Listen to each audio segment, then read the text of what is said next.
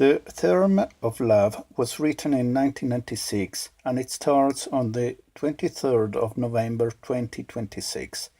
The narrative form of the novel allows to mix together fantasy and reality, and the reader must choose what to consider true and what to consider false.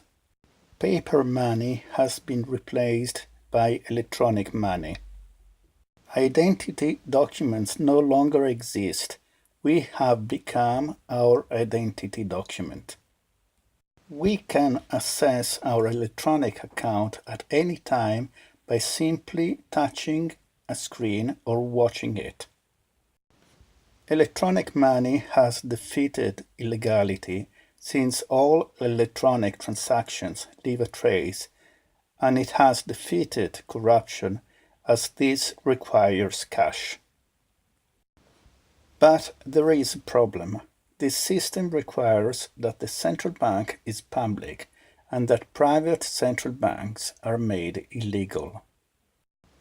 Why are central banks private? The use of banknotes started in China in 806 with Emperor Yenzong.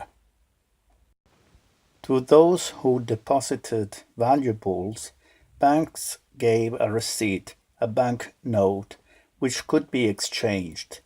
The banknotes were guaranteed by what had been deposited. Marco Polo described this system in his accounts. In Europe, the first banknotes were printed in Sweden in 1661 by a commercial bank. In 1694, Charles Montagu gave birth to the first central bank, the Bank of England, a private institution that groups the main commercial banks in which the government deposits valuables in exchange for banknotes that are given at an interest that covers the costs of the deposit and security of valuables. Private central banks concentrate power and wealth in the hands of few greedy people. With the War of Independence, the United States of America severed the link with the perverse mechanism of the Bank of England. To prevent America falling under the dictatorship of a few greedy bankers, the Founding Fathers, in the first article of the Constitution, prohibited a private central bank. Any bank was allowed to print banknotes guaranteed by the U.S. Treasury bonds. This diversity of dollar notes made the U.S. currency unattractive, and the British pound dominated the international arena. A war among bankers began. The Astor, Guggenheim, and Strauss, the most powerful bankers of the time, believed in the first article of the Constitution and were against the establishment of a private central bank. The Rockefellers, Morgan, and Rothschilds instead were pushing for the establishment of a private central bank. All the bankers who complied with the Constitution and were against the establishment of a private central bank died on April 15, 1912, in the sinking of the Titanic. None of the bankers who were instead in favor of the establishment of the private central bank were on the Titanic. A year later, on December 23, 1913, thanks to the newly elected president, Woodrow Wilson, the Fed, the American Central Bank, was founded. The dollar had little value internationally, but the First World War broke only 8 months after the establishment of the Fed. The war led all the European countries to become indebted to the dollar, to the Fed, and the dollar became, in a matter of a few years, the main currency for international trade, and gold started flowing from the European countries to the Fed. At the end of the First World War, Woodrow Wilson declared, "I am a most unhappy man. I have unwittingly ruined my country. A great industrial nation is controlled by its system of credit. Our system of credit is concentrated. The growth of the nation, therefore, and all our activities are in the hands of a few men. We have come to be one of the worst ruled, one of the most completely controlled and dominated governments in the civilized world. No longer a government by free opinion, no longer a government by conviction and the vote of the majority, but a government by the opinion and duress of a small group of dominant men." The excessive power of the Fed had become a danger. Several bankers, together with the US Treasury, tried to start an alternative monetary system based on dollar notes guaranteed by silver held by the US Treasury. The Great Depression of the 1930s was triggered by a contraction of the dollar notes that the Fed was printing and the increase of those that the Fed was withdrawing from the economy.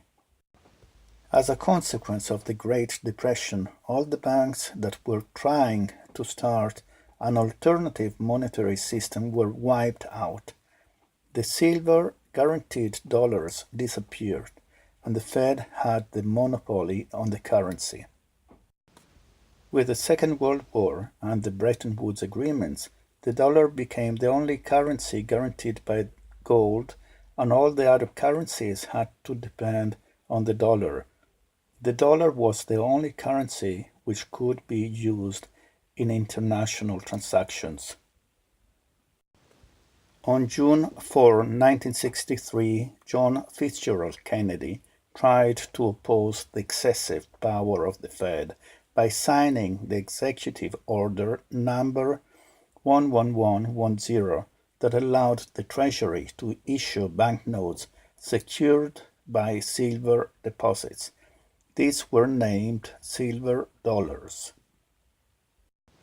Treasury bills were issued without interest and did not indebt the government. They were similar to the Fed banknotes, with the difference that the former had written on the top a silver certificate, while the latter had written Federal Reserve Note, and the seal and serial number, instead of being green, was red.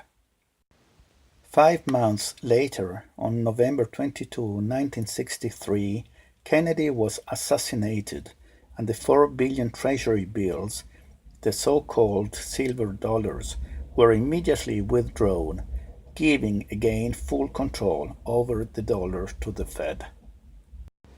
At this point, the Fed had total control of the American government, medias, and militaries. The communist countries did not submit to the Fed dictatorship and were therefore the number one enemies. The governments that tried to disengage from the Fed were immediately overthrown, as it happened to Allende in Chile, then to Saddam in Iraq, and to Gaddafi in Libya. But this system leads to increased public debt. In the novel, taxation in European countries had reached 80% and was totally used to pay the interest on the debt contracted with the Fed. On the contrary, the countries that had disconnected from this system, such as India, Russia, and China, had a taxation of less than 10%. There was no public debt, and their economy was blooming. In other words, the system of private central banks was the force of evil, while that of public central banks was the force of well-being. In the novel, the change to the new monetary system takes place in Europe in 2026. On November 23, 2026, the United States, the Fed, is on the point of declaring war against the non-aligned countries that have shifted to the public central banks system.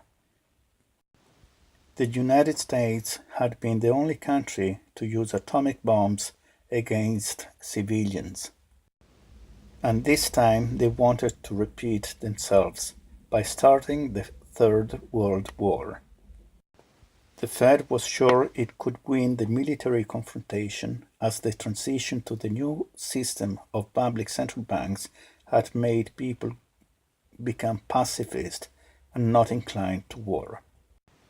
However, the same principles of well-being and syntropy on which public central banks are based allow an international group of 20 syntropic navigators to prevent war and re-establish ties of friendship with the United States.